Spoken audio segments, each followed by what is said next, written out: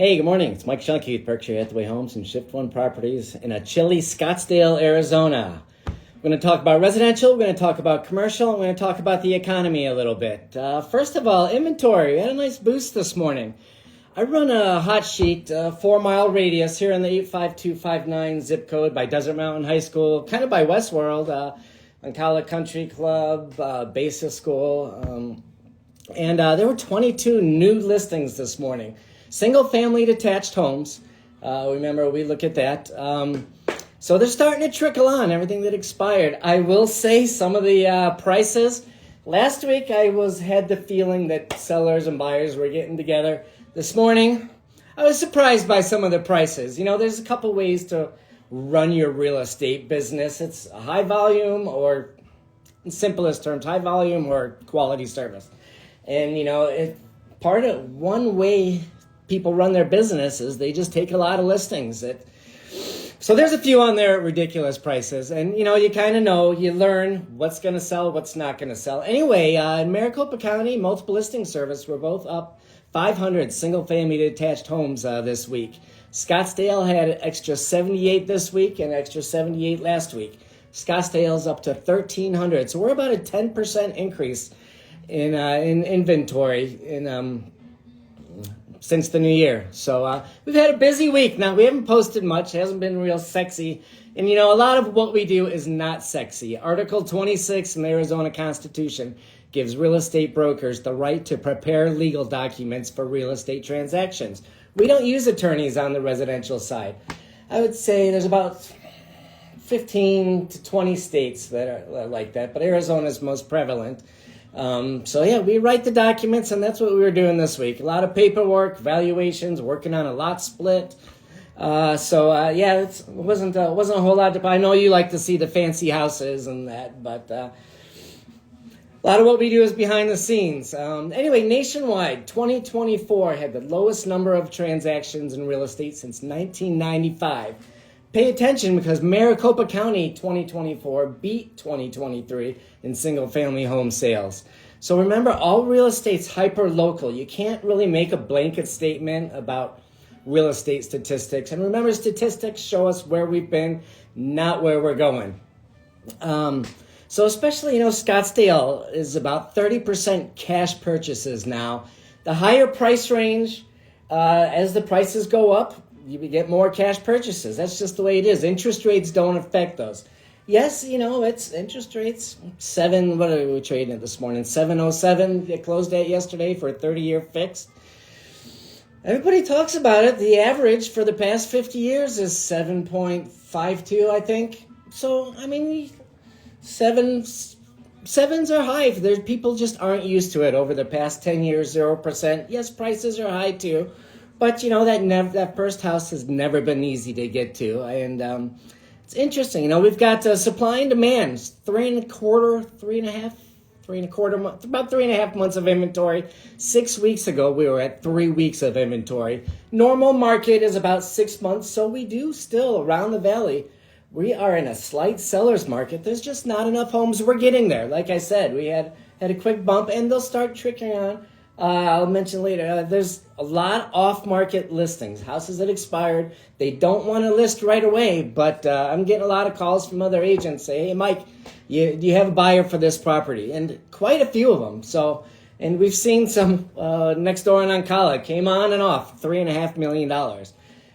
Which brings me to that hyper-local thing. Just because you may be in a different neighborhood, backed up to a neighborhood, the Zillow numbers are going to be really off, just because it's neighborhood to neighborhood. And you know what's funny? In Scottsdale, it's really a view, especially up here along the foothills and the mountains. It makes a big difference. So, you know, we're seeing momentum pick up. December housing starts came out this morning. Up slightly month over month, down year over year. And finally, Diana Olick on CNBC pointed out, you have to separate single-family versus multifamily. Single-family was up 3% month over month. Multifamily housing starts was up 59%. 3% on single-family detached, 59% on multifamily. So you're going to see the headlines. The housing starts were up. Pay attention to the details. like I said, you can't really make a blanket statement. So, we were on a podcast this week. A friend of ours, Coco Dixon. Thank you for having us on. We had a lot of fun. We'll post some clips of it later and link to it. It'll be on Spotify. But just we had a good time talking about some touchy subjects.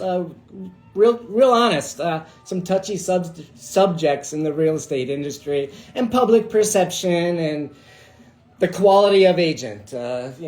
What makes a broker, what makes an agent. It was pretty interesting. About a half hour of, I think the edited version will be half an hour down. But we had a good, fun conversation. So thank you, Coco.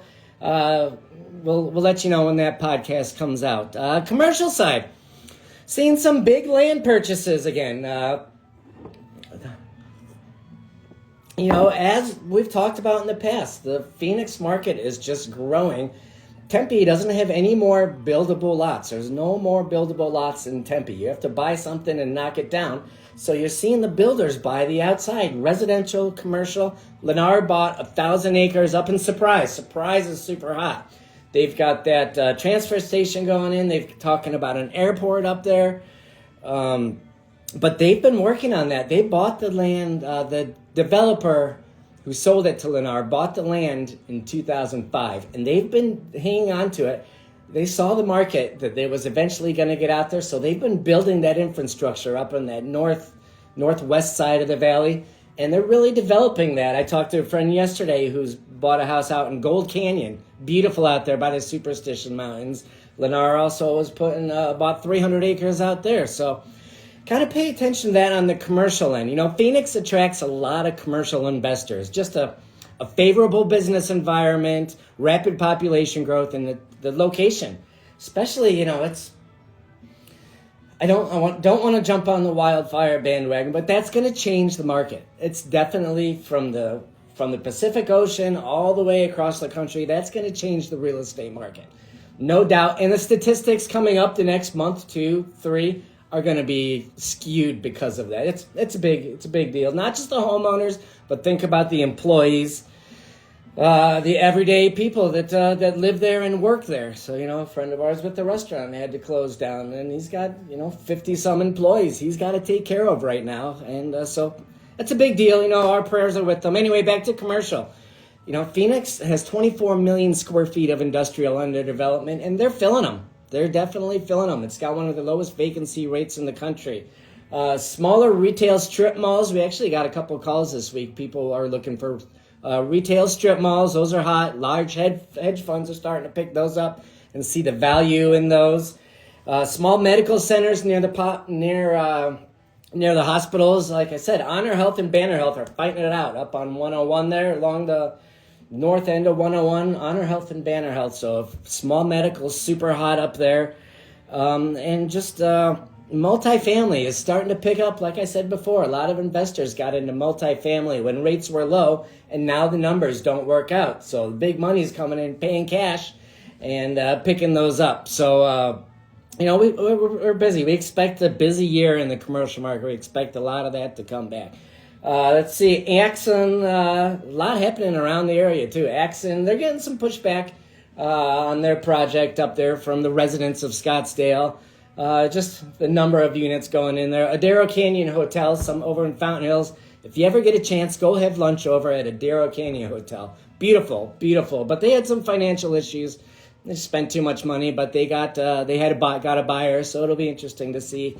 I'm on the Fountain Hills side of Scottsdale out here, and people say it's too far. We're this 85259 zip code. We are closer to Old Town and closer to the airport, the Phoenix airport, than like the Troon area. So it's an area I like it, but we kind of work all over the valley, so it's fun. So anyway, the retail mom and pop strip malls are hot. So economy, it's everybody's got an opinion. Everybody's an interest rate expert. We had consumer price index and producer price index this morning, or not this morning, this week, a little bit cooler than expected. 10-year yields dropped 25 basis points this week, still up 50 basis point. 25 basis points is 0.25%. 50 basis points, 0.5%. So we're still up 0.5% from the beginning of the year, but 10-year dropped. I haven't had it 30 seconds before I came on. I saw the 10-year jump up. I don't know why, but think of yields. Remember, price of bonds goes down, yields go up. So, and then it's just all about cash flows. We've become a global economy. And, we've really got to address the deficit. Trump's new guy, what's his name? Scott Bassett. He had his Senate hearing the other day and was saying that. He agreed. We've got to address this deficit and debt issue. We're a global economy. Globally, there's $315 trillion of debt.